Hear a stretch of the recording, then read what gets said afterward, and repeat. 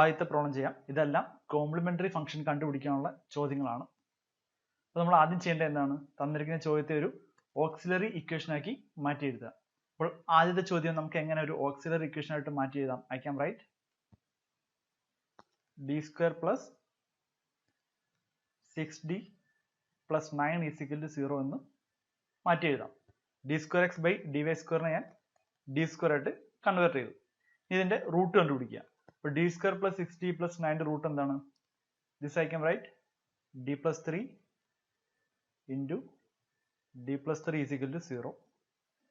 Therefore root എന്താണ്? d is equal to minus 3 and minus 3. അങ്ങനെയാണെങ്കിൽ ഇതിന്റെ കോംപ്ലിമെന്ററി ഫംഗ്ഷൻ എങ്ങനെ എഴുതാം? I can write cf is equal to c1 plus c2y into e raised to minus 3 times y.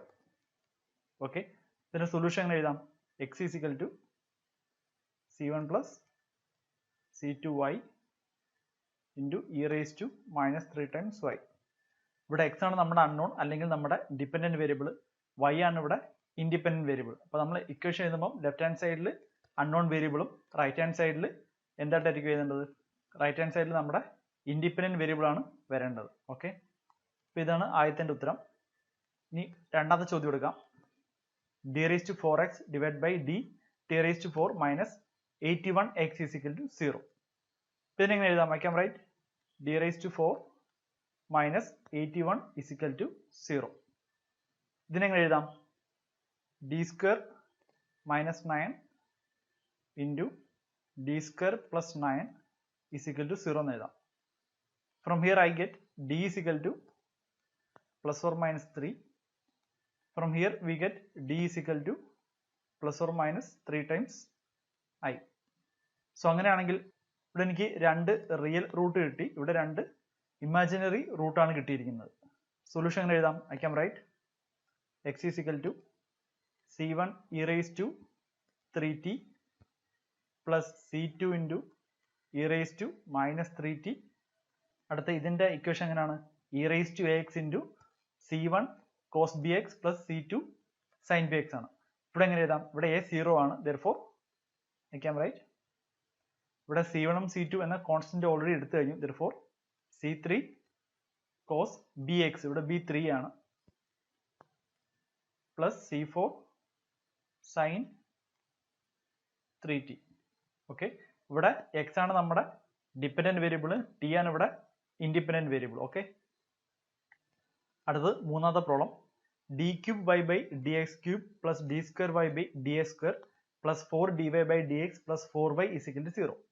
ഇതിന്റെ auxiliary equation എങ്ങനെ എഴുതാം? I can write d cube plus d square plus 4 times d plus 4 is equal to 0. അപ്പോൾ ഇതിന്റെ root നമ്മൾ എങ്ങനെ കണ്ടുപിടിക്കും? ഇതിന്റെ root കണ്ടുപിടിക്കാനുള്ള ഏറ്റവും എളുപ്പമാർഗം എന്ന് പറഞ്ഞാൽ സിന്തറ്റിക് ഡിവിഷൻ ആണ്. നമുക്ക് ആദ്യം സിന്തറ്റിക് ഡിവിഷൻ എന്താണെന്ന് നോക്കാം. കാരണം ഇങ്ങനെയുള്ള ചോദ്യങ്ങളിൽ ഏറ്റവും പാടെന്ന് പറഞ്ഞാൽ ഈ പറയുന്ന റൂട്ട് കണ്ടുപിടിക്കാൻ മാത്രമാണ്. റൂട്ട് കണ്ടുപിടിച്ച് കഴിഞ്ഞാൽ നമുക്ക് ഡയറക്റ്റ് ആയിട്ട് ഇക്വേഷനിലേക്ക് സബ്സ്റ്റിറ്റ്യൂട്ട് മാത്രം ചെയ്താൽ മതി. അപ്പോൾ റൂട്ട് കണ്ടുപിടിക്കുന്ന എങ്ങനെയാണെന്ന് നോക്കാം. Suppose I have a question like x cube minus 5 x square plus 2x plus 8 is equal to 0. ഇതിന്റെ റൂട്ട് എനിക്ക് കണ്ടുപിടിക്കണം. ഓക്കെ. അപ്പൊ നമുക്ക് ഇവിടെ എന്ത് ഉപയോഗിക്കാം? സിന്തറ്റിക് ഡിവിഷൻ ഉപയോഗിക്കാം. അത് നമ്മൾ ചെയ്യേണ്ടതെന്ന് വെച്ചാൽ നമ്മൾ ആദ്യം ഈ കോഎഫിഷ്യന്റ് എടുത്തിട്ട് ഇങ്ങോട്ടേക്ക് എഴുതാം. That is 1 minus 5 plus 2 8. ഇനി നമ്മൾ എക്സ് ഈസ് ഇക്വൽ ടു 1 ഒരു ഫാക്ടർ ആണെന്ന് കണ്ടുപിടിക്കാൻ നമ്മൾ എന്ത് ചെയ്യണം? ആദ്യം 1 ഇവിടെ കൊടുക്കുക. ഈ ഫസ്റ്റ് ടേമിനെ നേരെ ഇങ്ങോട്ടേക്ക് എടുത്ത് എഴുതാം. ഓക്കെ. ഇനി നമ്മൾ എന്ത് ചെയ്യാം? 1 into 1 1, ആ 1 ഇവിടെ കൊടുക്കുക. ഇത് രണ്ടും സം ചെയ്യുക. So we get minus 4. ഇനി ഈ 1 ആദ്യം നമ്മൾ ഇതാണ് മൾട്ടിപ്ലൈ ചെയ്തത്. ഇനി വീണ്ടും 1 into minus 4 we get minus 4. ഇത് രണ്ടും സം ചെയ്യുക. We get minus 2. ഇനി നമ്മൾ എന്ത് ചെയ്യുക? ഈ 1നെ ഈ മൈനസ് 2 വെച്ച് മൾട്ടിപ്ലൈ ചെയ്യുക. അത് ഇവിടെ എഴുതുക. ഇത് രണ്ടും സം ചെയ്യുക. We get 6. ഇപ്പൊ ഇവിടെ എന്തല്ല? റിമൈൻഡർ 0 അല്ല. ഇതാണ് നമ്മുടെ റിമൈൻഡർ. റിമൈൻഡർ 0 ആയിരുന്നുവെങ്കിൽ എന്ത് കിട്ടിയേനെ? x is equal to 1 ഒരു ഫാക്ടർ ആയിട്ട് കിട്ടിയേനെ. ഇനി x is equal to 1 ആണോ എന്ന് കണ്ടുപിടിക്കാൻ വേറെ ഒരു എളുപ്പവഴിയുണ്ട്. തന്നിരിക്കുന്ന ഇതിന്റെ കോഎഫിഷ്യന്റ് എല്ലാം ആഡ് ചെയ്യുക. ആഡ് ചെയ്യുമ്പോൾ 0 ആണ് കിട്ടുന്നതെങ്കിൽ x is equal to 1 ഒരു ഫാക്ടർ ആണ്. 0 അല്ലെങ്കിൽ x is equal to 1 ഒരു ഫാക്ടർ അല്ല. ഇനി നമുക്ക് അടുത്ത് ചെയ്യാൻ പോകുന്നത് നമുക്ക് x is equal to -1 ഒരു ഫാക്ടർ ആണെന്ന് കണ്ടുപിടിക്കാം. ഇവിടെ x is equal to -1 ആണ് കണ്ടുപിടിക്കാൻ പോകുന്നത്. സോ ഇവിടെ ഞാൻ -1 കൊടുത്തു. ആദ്യത്തെ ടൈം അതേ കണക്ക് തന്നെ താഴെ എടുത്ത് എഴുതാം 1. ഇനി ഇത് രണ്ടും മൾട്ടിപ്ലൈ ചെയ്യുക. So we get -1. അത് ഇവിടെ കൊടുക്കുക. ഇത് രണ്ടും ആഡ് ചെയ്യുക. We get -6. ഇനി വീണ്ടും -1ഉം -6ഉം മൾട്ടിപ്ലൈ ചെയ്യുക. We get 6. ഇത് രണ്ടും ആഡ് ചെയ്യുക. We get 8. ഇനി വീണ്ടും എന്ത് ചെയ്യുക? -1ഉം 8ഉം മൾട്ടിപ്ലൈ ചെയ്യുക. We get -8. ഇത് രണ്ടും ആഡ് ചെയ്യുക. We get 0. അപ്പോൾ ഇതാണ് നമ്മുടെ റിമൈൻഡർ. റിമൈൻഡർ 0 ആണ് എങ്കിൽ ഈ തന്നിരിക്കുന്നത് എന്താണ്?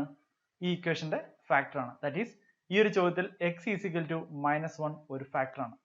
അങ്ങനെയാണെങ്കിൽ ഈ ചോദ്യത്തെ എനിക്ക് എങ്ങനെ എഴുതാം? I can write x plus 1 into some factor ആയിട്ട് എഴുതാം അല്ലേ? x plus 1 into something is equal to 0 എന്ന് എഴുതാം. അപ്പോൾ ഇവിടെ എന്താണ് വരേണ്ടത്? അത് നമുക്ക് ഇവിടുന്ന് കിട്ടും. ഇവിടെ നമുക്ക് അവസാനം വന്നത് 1 -6 8 ആണ്. അപ്പോൾ നമ്മൾ ഇനി ചെയ്യേണ്ടത് ഇവിടെ x², ഇവിടെ x, ഇവിടെ x raised to 0 that is 1. അപ്പോൾ ഈ തന്നിരിക്കുന്ന 1 -6 8 എന്നൊക്കെ പറയുന്നത് ഇതിന്റെ കോഎഫിഷ്യന്റ് ആണ്. സോ ഇവിടെ നമുക്ക് എന്ത് എഴുതാം? I can write x² minus 6x plus 8 is equal to 0. അപ്പോൾ ഈ സിന്തറ്റിക് ഡിവിഷൻ